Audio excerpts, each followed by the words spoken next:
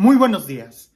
Me imagino que tú has oído o quizás lo has experimentado, que la tristeza muchas veces no nos deja ver con claridad. Y no solo la tristeza, yo creo que cualquier sentimiento llevado al extremo no nos deja ver con claridad. Cuando una persona está muy enojada, cuando una persona está muy preocupada, cuando una persona está muy estresada, yo creo que todos esos muy son los que hacen que no veamos bien, incluso cuando estás muy contento. El Evangelio del día de hoy nos presenta dos escenas, donde los discípulos no pudieron ver bien, precisamente porque estaban o muy contentos o, pudiéramos decir, muy preocupados. Escuchemos con atención el Evangelio y nuevamente presta atención a los detalles. En aquel tiempo, inmediatamente después de la multiplicación de los panes, Jesús hizo que sus discípulos subieran a la barca y se dirigieran a la otra orilla, mientras él despedía a la gente. Después de despedirla, subió al monte a solas para orar. Llegada la noche, estaba él solo allí. Entretanto, la barca iba ya muy lejos de la costa y las olas la sacudían porque el viento era contrario. A la madrugada, Jesús se fue hacia ellos caminando sobre el agua. Los discípulos, al verlo andar sobre el agua, se espantaron y decían: «¡Es un fantasma!» y daban gritos de terror.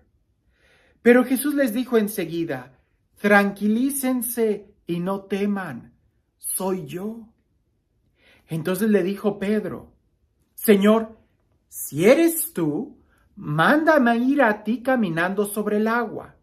Jesús le contestó: «Ven». Pedro bajó de la barca y comenzó a caminar sobre el agua hacia Jesús. Pero al sentir la fuerza del viento le entró miedo y comenzó a hundirse y gritó: «¡Sálvame, Señor!». Inmediatamente Jesús le tendió la mano, lo sostuvo y le dijo: «Hombre de poca fe, ¿por qué dudaste?». En cuanto subió a la barca, el viento se calmó. Los que estaban en la barca se postraron ante Jesús diciendo: «Verdaderamente tú eres el Hijo de Dios». Terminada la travesía, llegaron a Genezaret. Apenas lo reconocieron los habitantes de aquel lugar, pregonaron la noticia por toda la región y le trajeron a todos los enfermos. Le pedían que los dejara tocar siquiera el borde de su manto, y cuantos lo tocaban quedaron curados. ¡Qué texto! ¡Qué historia y qué enseñanza! Pudiera durar horas hablando de lo que acaba de narrarnos el Evangelio y de cómo aplicarlo a nuestra vida. Pero veamos esto, es muy posible que después del éxito de la multiplicación de los panes, pues claro, Jesús quería irse a un lugar solitario a orar y durante toda la noche. Quizás toda esa emoción que traía era necesario situarla en el lugar correcto, y en el lugar correcto es a los pies de su Padre, abandonarse a la voluntad de Dios. Sabemos en otro texto que la gente, incluso después de esa multiplicación, querían coronar a Jesús como rey y él no los dejó. No había venido a eso. Un momento de alegría a Jesús no lo va a desviar de su camino. Pero ¿qué pasó con los discípulos? Los discípulos estaban en la barca y seguramente estaban todavía celebrando aquello. Llenos de alegría, ni siquiera se acordaban que tenían que pasar a recoger a Jesús. El Evangelio nos dice escuetamente que ya avanzada la noche, el viento soplaba y es cuando Jesús fue el que empezó a caminar hacia ellos.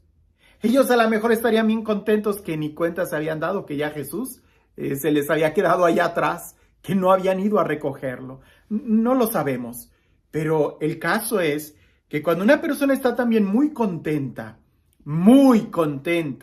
no logra ver con claridad.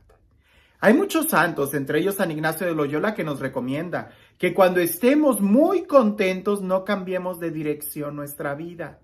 De la misma manera que cuando estemos muy tristes no tomemos decisiones. Tenemos que estar tranquilos para poder mirar bien el panorama y tomar una decisión correcta.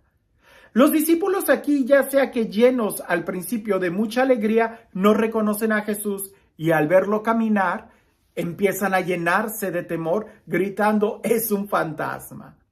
Es un fantasma. Le iban a tener miedo a un fantasma después de haber visto todo lo que Jesús había hecho. Después de haber expulsado ellos demonios en las misiones que habían ido, le iban a tener miedo a un fantasma. Pues estaban al borde de la emoción. Jesús les dice, no tengan miedo, soy yo. Y me gusta mucho la aventura de Pedro, la situación de Pedro de querer lanzarse. Si eres tú, mándame ir a ti, como casi retándolo. Pues ven para acá, le dijo Jesús. Ahora, es también esto muy interesante, porque en un momento de alegría te lanzas y empiezas a caminar sobre el agua.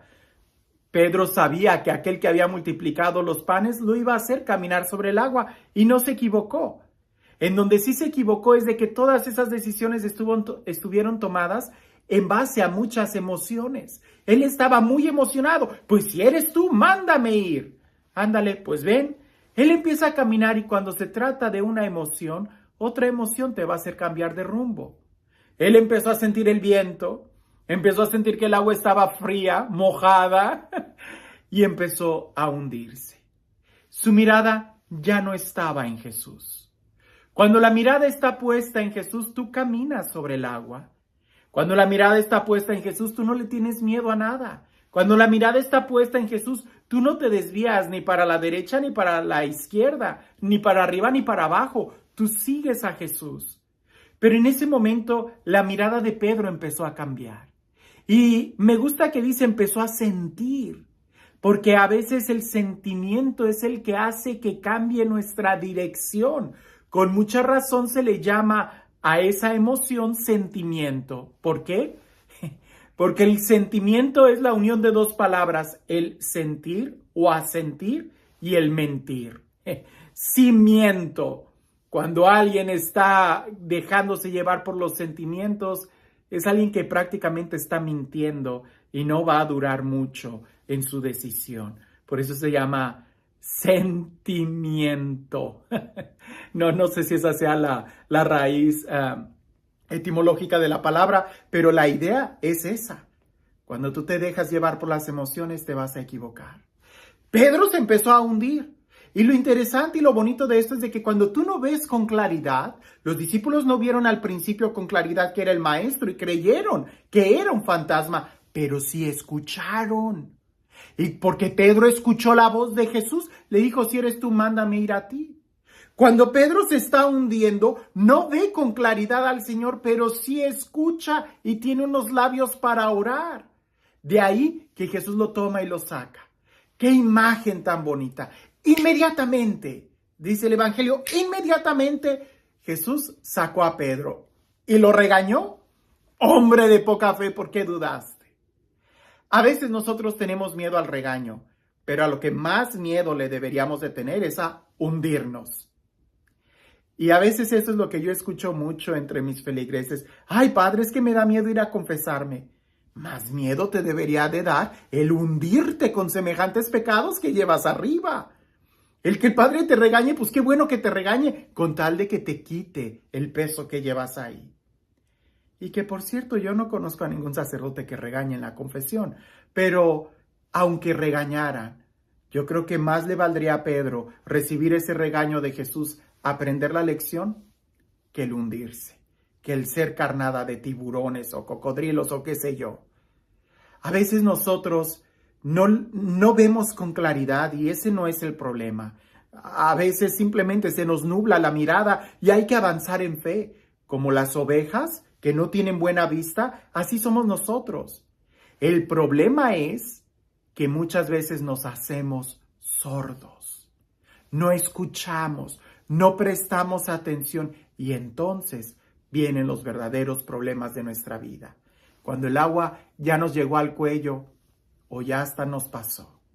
No dejes que el agua te llegue al cuello. Grítale a Jesús si es necesario, pero sobre todo escucha su palabra, porque al escuchar la palabra nos va a dar la serenidad necesaria para tomar decisiones en nuestra vida y poder avanzar adelante. Y este Dios, el Dios del amor, el Dios de la vida, el Dios de la paz, el Dios que hace nuevas todas las cosas, que sea Él quien el día de hoy y siempre te bendiga pronunciando su palabra sobre ti, su palabra que nos da vida y sabiduría. Que sea Él quien te bendiga en el nombre del Padre, del Hijo y del Espíritu Santo. La importancia de escuchar bien. Dicen por ahí que había un alpinista, alguien que quería subir al monte Everest, y él quería ser el primero en llegar solo. Estaba muy confiado, agarró todo su equipo y empezó a avanzar y a avanzar. Y ya saben cómo son los alpinistas, suben, entierran una especie de clavo o tornillo en el hielo, amarran la cuerda, suben más adelante y entierran otro y así, por si llegase a haber un accidente. Él era muy precavido y sucedió el accidente.